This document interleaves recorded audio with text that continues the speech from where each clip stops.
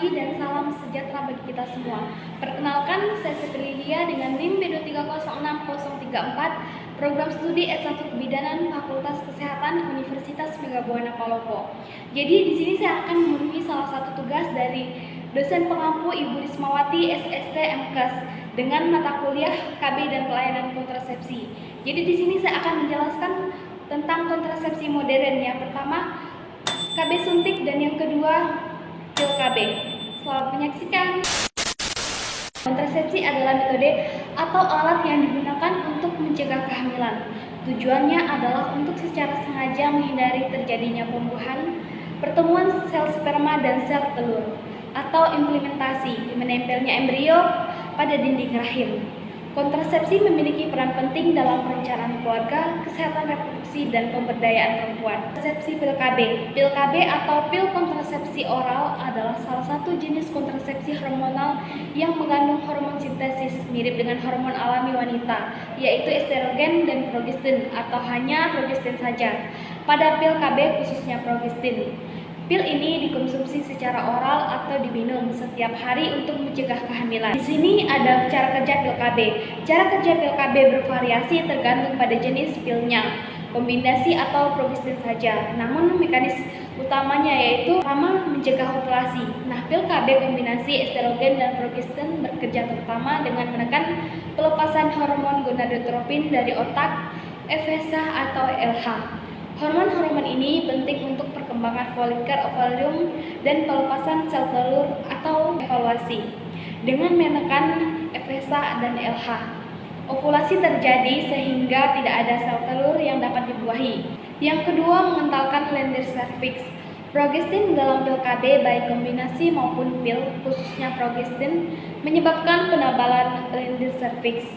Lendir yang kental ini menghambat pergerakan sperma menuju rahim dan saluran tubuh Fallopi, sehingga mempersulit pembuahan.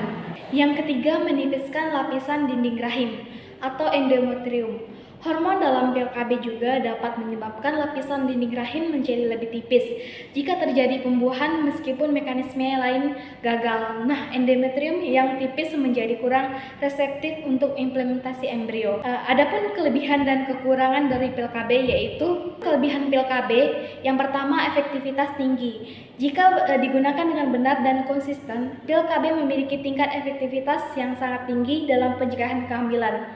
Yang kedua, mudah didapatkan. Pil KB relatif mudah digunakan, hanya perlu diminum setiap hari. Yang ketiga, dapat dikembalikan ke suburan. Biasanya kembali dengan cepat setelah berhenti mengonsumsi pil KB. Yang keempat, manfaat kesehatan lainnya. Beberapa jenis pil KB dapat memberikan manfaat kesehatan tambahan seperti mengurangi risiko kanker ovarium dan endometrium, dan juga mengatur siklus menstruasi, mengurangi nyeri saat haid atau dysmenorrhea, dan mengatasi jerawat hormonal. Kekurangan pil KB yang pertama, harus dikonsumsi setiap hari. Keefektifan pil KB sangat bergantung pada kepatuhan penggunaan untuk meminumnya setiap hari pada waktu yang sama. Keterlambatan atau lupa minum pil dapat menurunkan efektivitasnya. Yang kedua, tidak melindungi dari IMS. Nah, pil KB tidak melindungi dari infeksi menular seksual. Penggunaan kondom tetap diperlukan untuk perlindungan terhadap IMS. Nah, ada juga efek samping. Beberapa wanita mungkin mengalami efek samping saat mengonsumsi pil KB, seperti mual, sakit kepala, perubahan berat badan, perubahan suasana hati, nyeri payudara, atau bercak darah di antara periode menstruasi. Efek samping biasanya hilang dan ringan setelah beberapa bulan, tetapi ada beberapa kasus perlu diperhatikan penggunaannya. Adapun efektivitas pil KB, efektivitas kontrasepsi sering diukur dengan skala Pearl Index yang menunjukkan jumlah kehamilan yang terjadi pada 100 wanita yang menggunakan metode kontrasepsi tertentu selama 1 tahun. Yang pertama itu penggunaan tropikal. Nah, dalam penggunaan tropikal termasuk kesalahan penggunaan seperti lupa minum pil. Tingkat kegagalan pil KB kombinasi adalah sekitar 7%. Ini berarti 7 dari 100 wanita yang menggunakan pil KB. Nah, 2. Penggunaan sempurna. Dalam penggunaan sempurna, pil diminum setiap hari pada waktu yang sama tanpa lewat. Tingkat kegagalan pil KB kombinasi sangat rendah, yaitu sekitar 0-3%. Nah, jadi di sini saya akan juga membahas KB suntik. KB suntik adalah metode kontrasepsi hormonal jangka panjang yang dilakukan dengan cara menyuntikkan hormon sintesis ke dalam otot lengan atas, bokong, atau paha. Hormon yang terkandung dalam suntik KB umumnya adalah progestin saja atau kombinasi estrogen dan progestin, tergantung pada jenis suntikannya. Efek kontraseptif dari suntikan ini berlangsung selama jangka waktu tertentu, biasanya antara 1 hingga 3 bulan tergantung pada formulasinya. Nah, adapun cara kerja KB suntik yaitu mirip dengan pil KB, namun hormon dilepaskan secara perlahan ke dalam aliran darah dari tempat suntikan. Adapun mekanisme utamanya itu mencegah ovulasi. Hormon terutama progestin menekan pelepasan hormon gonadotropin, FSH dan LH dari otak sehingga mencegah pematangan folikel ovarium dan pelepasan sel telur atau ovulasi.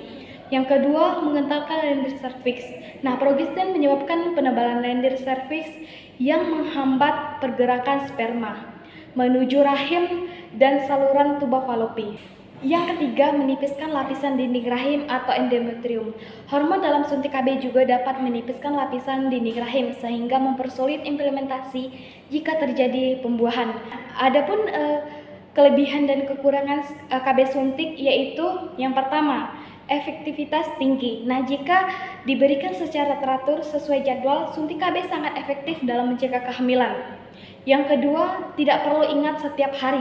Nah, keuntungan utama dibandingkan pil KB adalah tidak perlu mengingat untuk mengonsumsi obat setiap hari. Setelah disuntik, perlindungan terhadap kehamilan berlangsung selama periode tertentu. Yang ketiga, praktis, cocok untuk wanita yang mungkin kesulitan mengingat untuk minum pil setiap hari. Yang keempat, dapat digunakan oleh beberapa wanita yang tidak boleh menggunakan estrogen. Suntik KB progestin saja merupakan pilihan yang baik untuk wanita yang tidak dapat menggunakan kontrasepsi yang mengandung estrogen. Nah, beberapa penelitian menunjukkan bahwa suntik KB dapat mengurangi risiko kanker endometrium dan penyakit radang panggul. Adapun kekurangan suntik KB yaitu yang pertama, efek samping. Beberapa wanita mungkin mengalami efek samping, terutama pada penggunaan awal, seperti perubahan siklus menstruasi, pendarahan tidak teratur, dan tidak haid sama sekali. Ada juga perubahan berat badan, sakit kepala, nyeri payudara, perubahan suasana hati, atau jerawat. Efek samping ini biasanya mereda seiring waktu. Dua, keterlambatan kembalinya kesuburan. Setelah menghentikan suntik KB, terutama suntikan Depo-Pevora yang bertahan 3 bulan, mungkin dibutuhkan waktu lebih lama bagi kesuburan untuk kembali dibandingkan dengan metode kontrasepsi hormonal lainnya seperti pil KB. Rata-rata kesuburan dapat kembali dalam waktu 6-12 bulan setelah suntikan terakhir. Yang keempat, tidak dapat dihentikan seketika.